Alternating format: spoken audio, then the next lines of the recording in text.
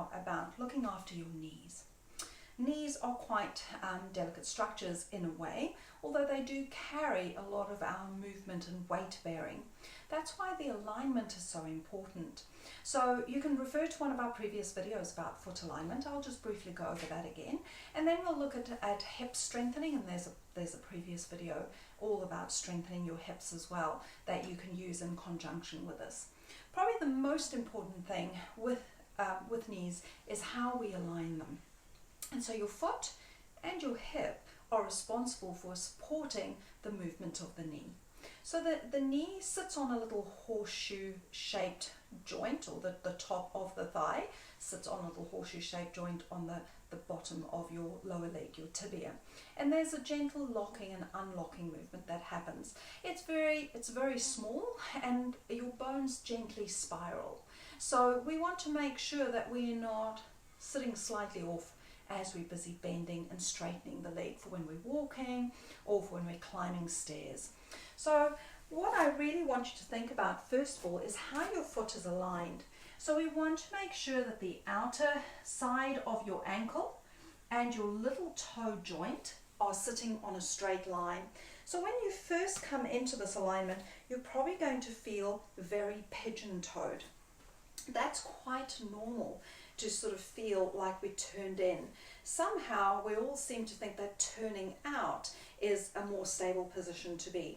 And our alignment is very fluid, so this is more just a coming home position that we want to get. And when we're in that position, it can really help us to set up good alignment so that when we do use any of those other movements, that we actually have the strength and the resilience to maintain that. So when we've got the foot aligned, if you feel like your knee is really twisting in, it means you have to use these muscles at the top of your hip. So you're just going to very gently think of hugging those in, and that should help to bring your knee forward. So I've just got something here to help me balance, and I suggest that you do the same when you first start, because this is going to be quite a foreign place for you to be for a while. So just embrace the discomfort. It really is not always that great to feel this way, but it just takes some time for your body to adjust to this new reality. And then what you're going to do is just gently transfer your weight. So when you transfer your weight, the other leg can come up off the ground. So I want you to make sure that you're not having a slump here, but that you are actually standing up nice and tall on top of that leg. You've got your nice trusty support here, so it could be the back of a chair, it could be the wall.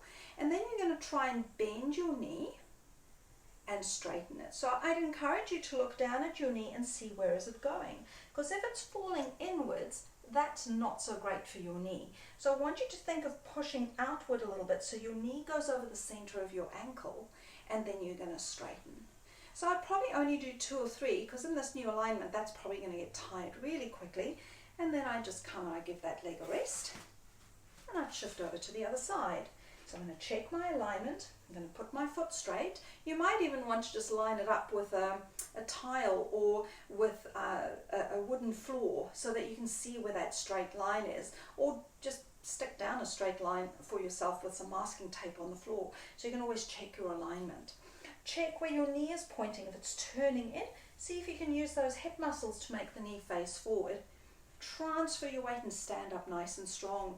So I always like to think of my foot as grounding into the floor, as if it's growing roots like a plant, and the rest of my body growing up above that. And then you're going to bend and you're going to straighten.